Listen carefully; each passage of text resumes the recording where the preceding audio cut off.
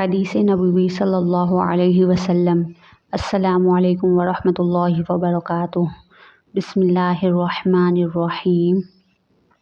حضرت ابو ہریرہ رضی اللہ تعالی عنہ سے روایت ہے، ایک دن ہم لوگ رسول اللہ صلی اللہ علیہ وسلم کی خدمت میں حاضر تھے اور آپ کے ارد گرد بیٹھے ہوئے تھے، اور حضرت ابو بکر و عمر بھی ہمارے ساتھ ہی اسی مجلس میں تھے کہ حضرت محمد صلی اللہ علیہ وسلم ہمارے درمیان سے اٹھے اور کسی طرف کو نکل گئے، اور پھر آپ کی واپسی میں بہت دیر ہوئی تو ہمیں ڈر ہوا کہ کہیں ہم سے علیحدہ آپ کو کوئی تکلیف نہ پہنچائی جائے، یعنی ہماری عدم موجودگی میں کسی دشمن وغیرہ سے آپ کو کوئی ایذا نہ پہنچ جائے۔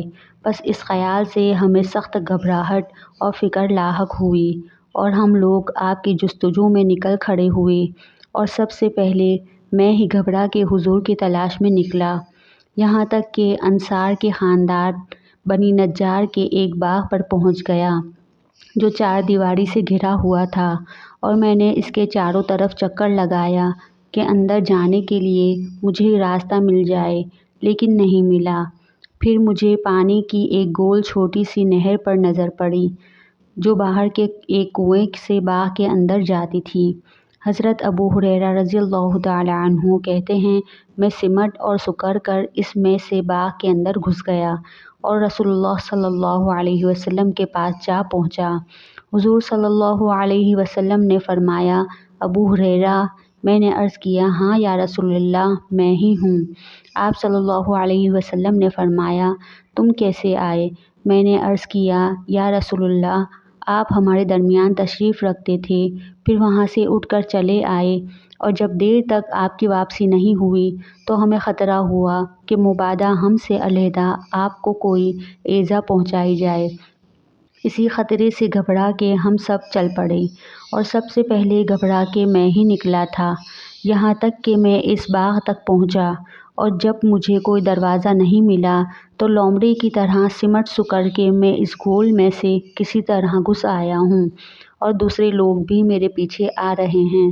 پھر حضور صلی اللہ علیہ وسلم نے اپنے نعلین مبارک مجھے عطا فرمائے اور ارشاد فرمایا کہ میرے یہ جوتے لے کر جاؤ، اور اس باغ سے نکل کے جو آدمی بھی تمہیں ایسا ملے جو دل کے پورے یقین کے ساتھ لا الہ الا اللہ کی شہادت دیتا ہو، اس کو جنت کی خوشخبری سنا دو۔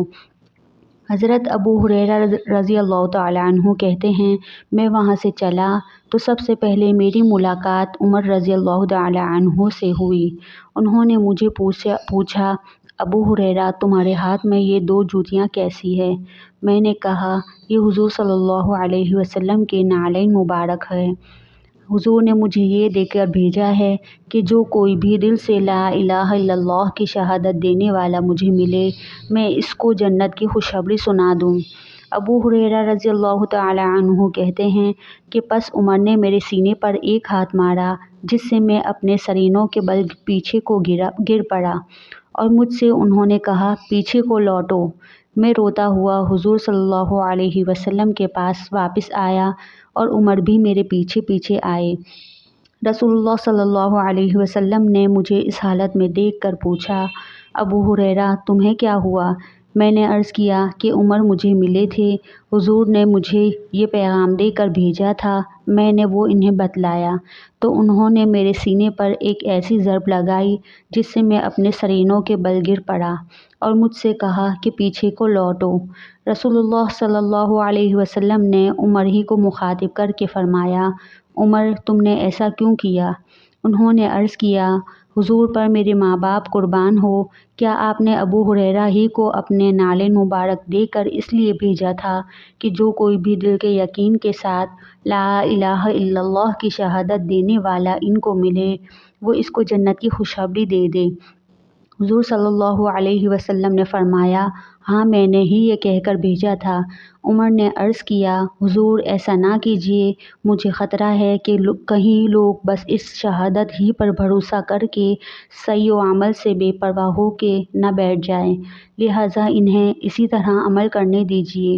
حضور صلی اللہ علیہ وسلم نے فرمایا، تو جانے دو۔